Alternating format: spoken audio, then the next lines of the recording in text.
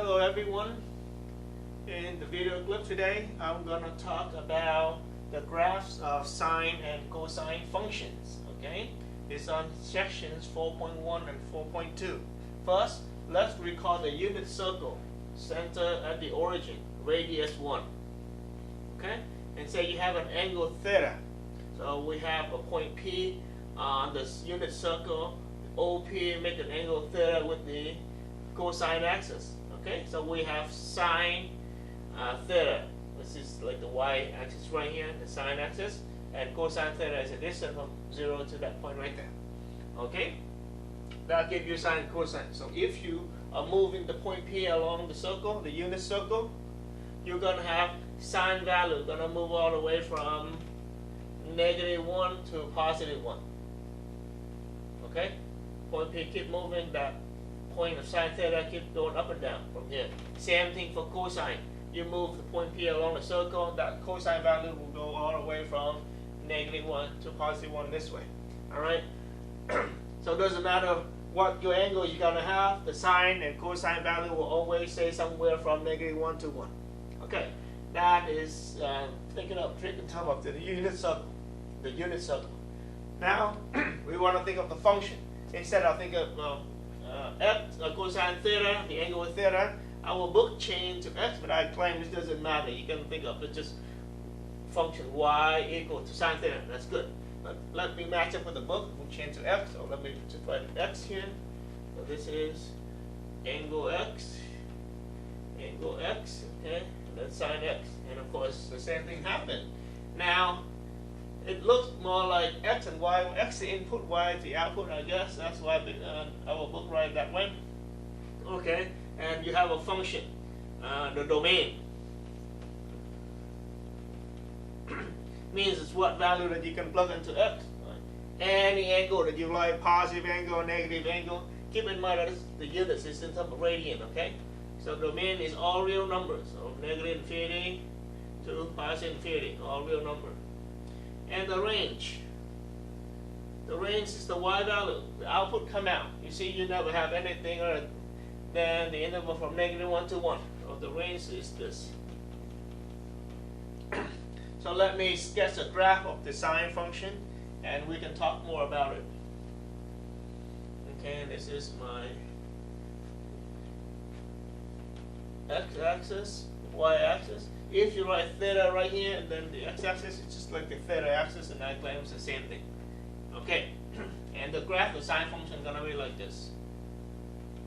This is 1 right here, -1 down here, 0 right here, pi over 2, pi, 3 pi over 2, 2 pi, negative pi over 2, negative pi, negative 3 pi over 2, negative 2 pi,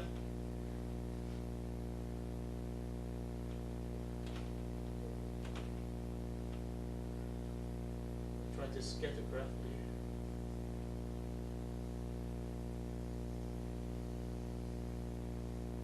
Okay? Oh, it's going to be like this. Okay. This is a graph of the sine function. This looks like wave, and people usually call it the wave function. Okay? And it keeps going this way for it, keep repeating forever. Okay? First property that let's just confirm about the domain and range. You see, x could be anywhere from -infinity to +infinity. All right, any number. The range, see, for the y value.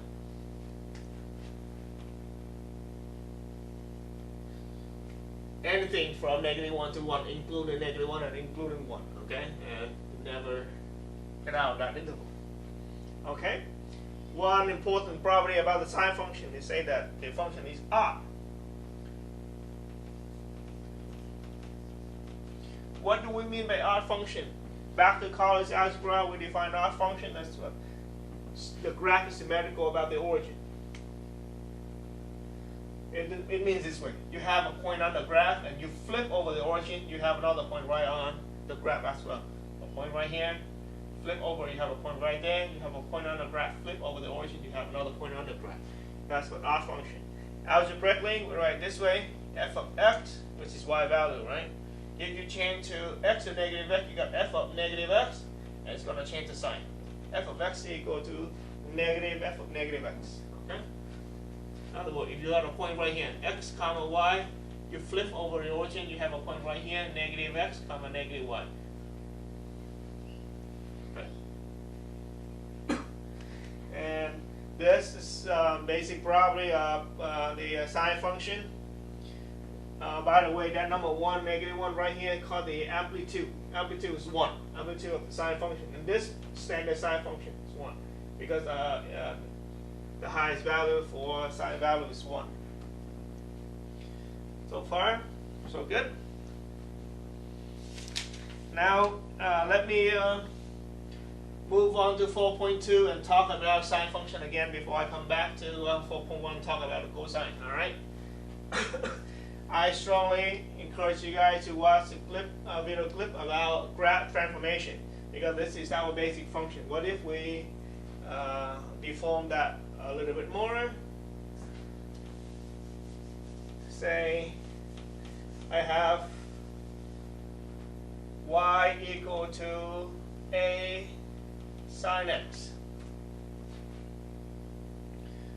What do we do right here? We multiply the entire function sine by a. And in the graph transformation clip, we talk about it this way. It's the same thing. That's y over a equal to sine x. Okay? We change y to y over a. Or multiply both sides by a. It's the same thing. Our books write this way, so I write this way. That means what? You are stretching the graph vertically by a factor of a. So the amplitude is not 1 anymore. It's going to be from negative a to positive a. Okay? So a here is called the amplitude.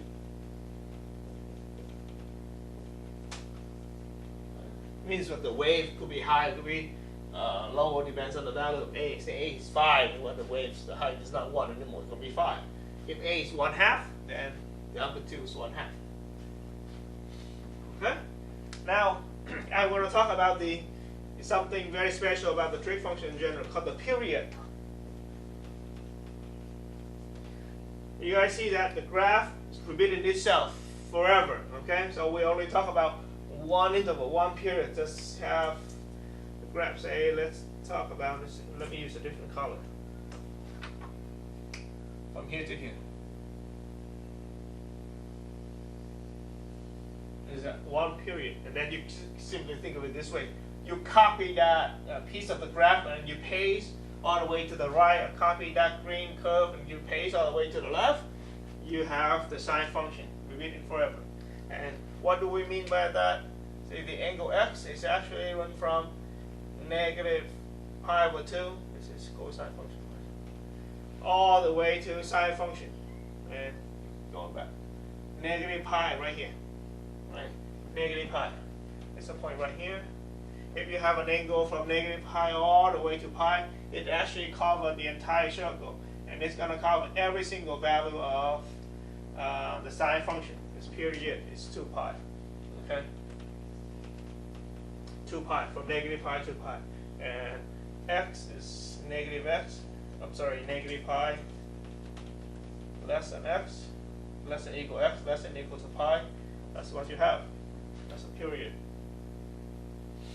Okay, and let's go back to transformation. We don't just multiply by a factor of a. We stress the graph. What if we multiply x by a factor of b? So I got this y equal to, let me keep the a right here, a times sine of bx.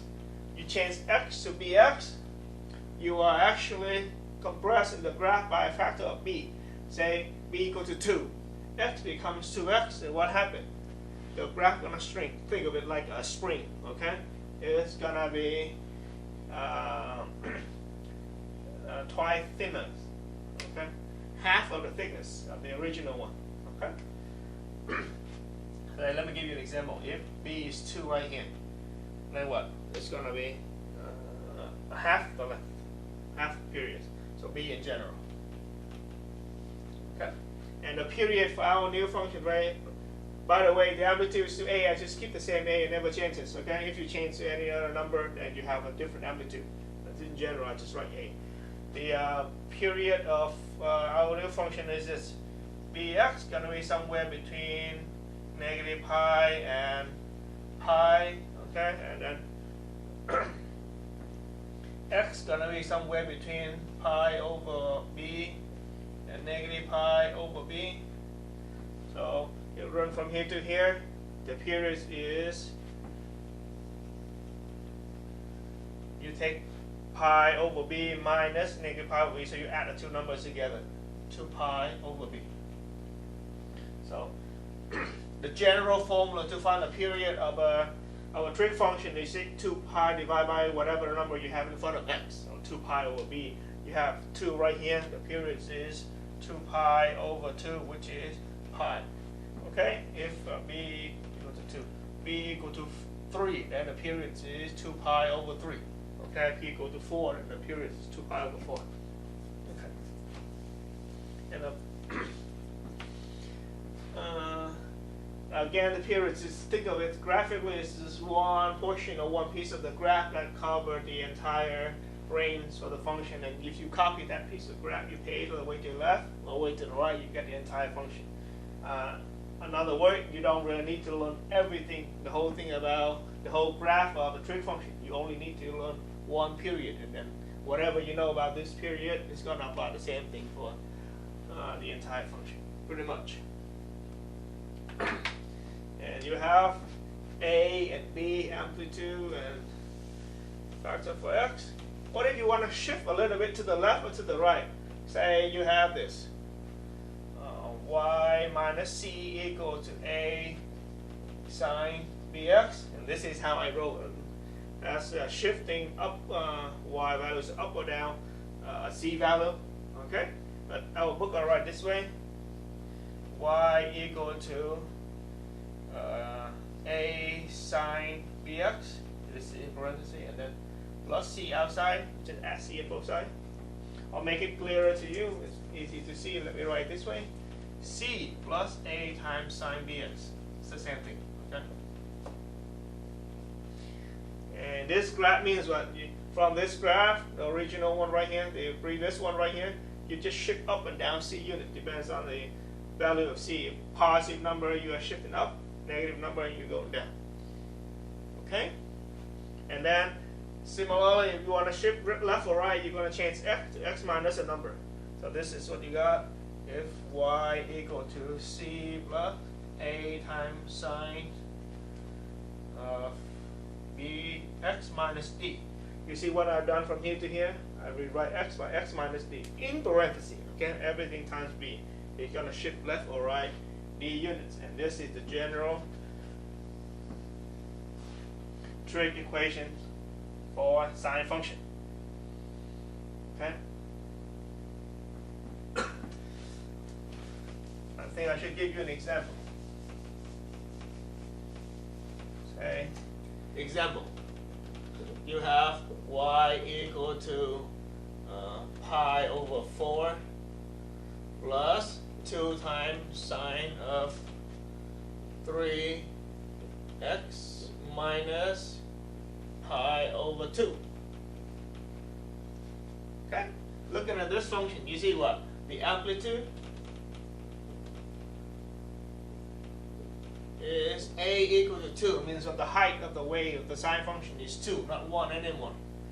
Okay? And B is 3, so the period is 2 pi over 3. Okay? Means what? After an interval of 2 pi over 3, the graph going to repeat itself. Okay? And pi over 4 right here means what? The graph going to be shifted up. Shift up.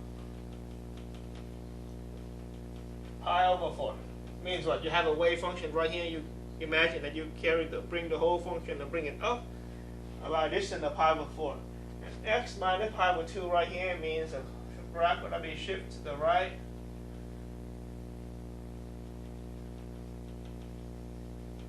Pi over 2.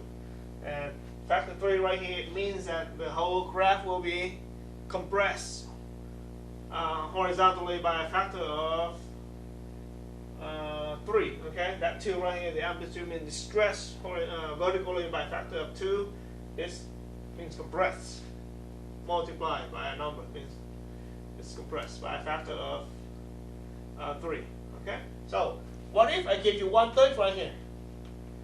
It's compressed by a factor of 1/3. It's another way of saying it's stressed by a factor of 3. Okay, so compressed and stress is inverse of each other. Okay, that is about the sine function. And similarly, you talk about the cosine function. It's exactly the same way. Everything carry over. So let me just write it in here. Rewrite it.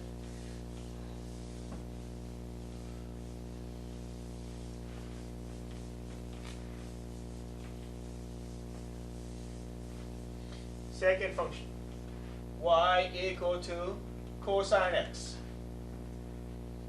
This is cosine. Okay. Let me sketch a graph of cosine function. This is 1 right here, -1 down here, pi over 2, pi, 3 pi over 2, 2 pi, go in, negative pi over 2, negative pi, negative 3 pi over 2, and then negative 2 pi, etc. And the graph going to be 0, going up here, down here.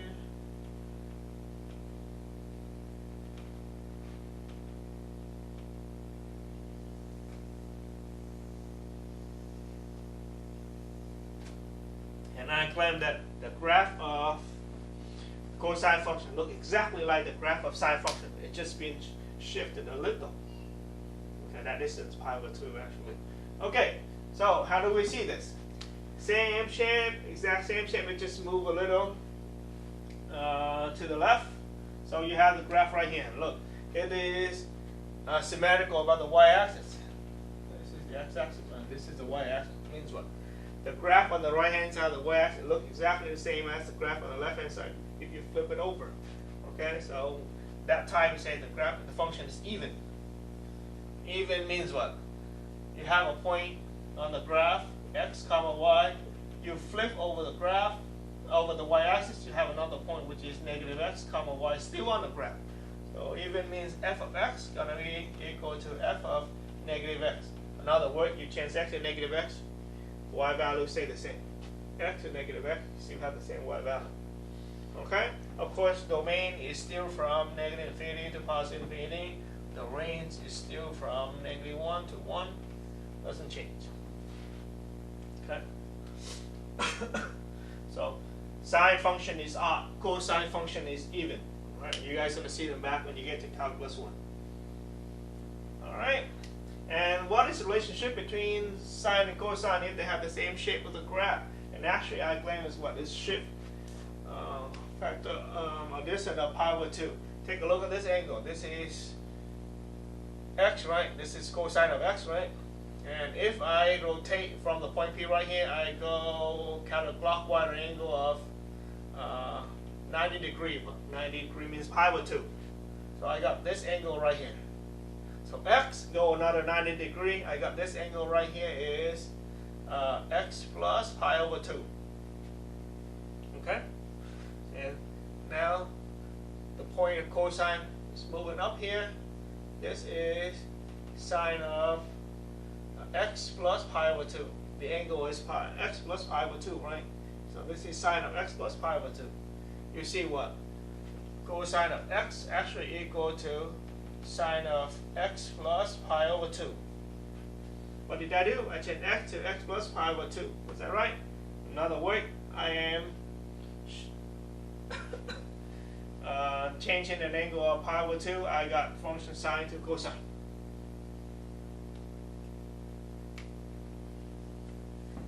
Okay. Yep. Good. And of course, the period of the cosine function is still 2 pi. Period still 2 pi. Okay, so in general, this b is 1 right here, 2 pi over b to be precise. B is 1 for standard function, so 2 pi over 1, which is 2 pi. And the interval is right here from 0 to 2 pi. Right here, and then keep going. Right?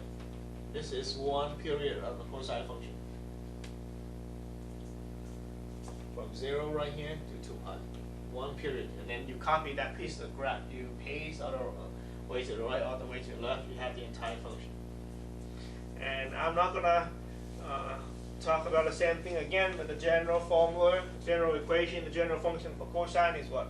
Y equal to C plus A times cosine of B times X minus B. And what does it mean by this? See, A right here is the amplitude, exactly the same as sine function. Means what? You are stretching or compressing vertically by a factor of A. A is 5, the wave is 5 times higher. A is like 1/3. The wave, the height of the wave is 1/3 lower. Okay? And B right here is compressing or stretching for the X coordinate. Say B is 5 is what you compress. Okay? By a factor of 5, B is like 1/3, you are stretching by a factor of 5. And C right here, it means what? Move up and down, C distance, C units. And then D right here is move left and right to unit. Same thing. And general formula period is still 2 pi over B. Just make sure that we write it, you have it.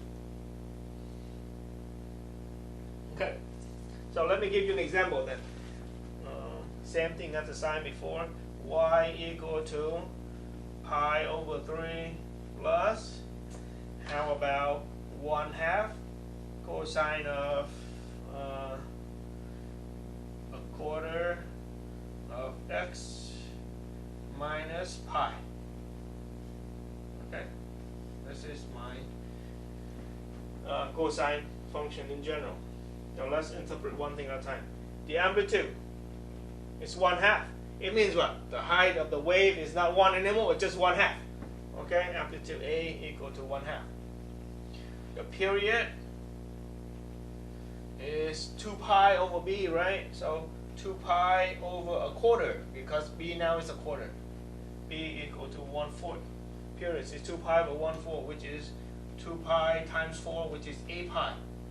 Means if you graph it, you see that one period of a graph gonna be stretched all the way from 0 to 8 pi.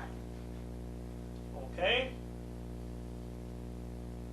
And what else? Pi over 3 right here for C value is pi over 3. Means as the graph is shifted up. Now that you have the whole graph, all you have to do is bring the whole graph up. The original position by a distance of pi over 3. And X minus pi right here, it means what? You shift all the graph, the entire thing, everything, all the way to the right. How far? Pi units. Okay? So if I got like X minus 3 right here, then what? You shift all the way to the right 3 units. Okay? Since we talk about angle, so pi.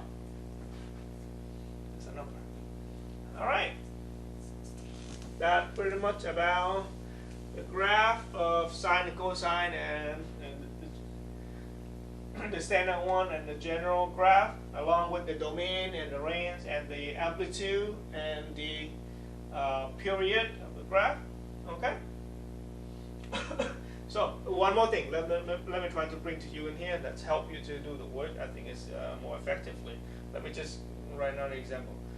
The question is this: which interval should I graph to have the whole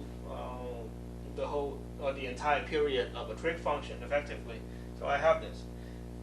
Say y equal to pi over 3 plus 2 times sine and cosine. Okay. 4 times x plus pi over 2. So one more time. 2 right here means the amplitude. 2. 4 right here means the graph is compressed horizontally by a factor of 4. So the spring is being pushed. Okay. And plus pi over 2. X plus pi over 2 means what? The whole graph is shifted to the left. Pi over 2. Pi over 3 right here means shift up. Pi over 3. So keep in mind that the original sine function has a period of 2 pi, right? And for sine, is 2 pi run from what? Negative pi all the way to pi, or you can say it from 0 to 2 pi, that'll be the same. So you put the whole thing in the interval from negative pi less than or equal to 4x plus pi over 2 less than or equal to pi, and then you can solve x from here. This will be the interval of x that you have. Let me show you. Negative pi less than or equal to 4x. Now I'm distributing.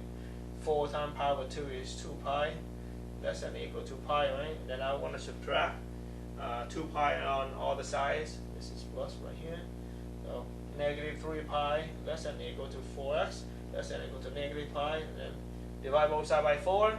So negative 3 pi over 4 less than or equal to x less than or equal to negative pi over 4. And if you look at the graph on the interval from negative 3 pi over 4 all the way to negative pi over 4, you have an exact 1 period of the entire function. Alright, do the same thing for cosine. And let me see if I missed anything on the first 2 sections before we can move on to the next graphs.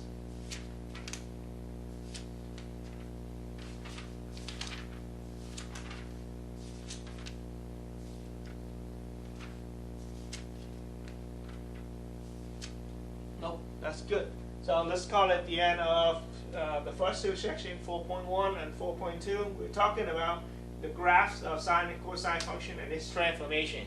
Okay. In here, I'll just talk briefly about transformation because I give you a separate clips about graph transformations in general. Please go back to that clip if you have any unclear points about moving the graph around. Thank you very much, guys.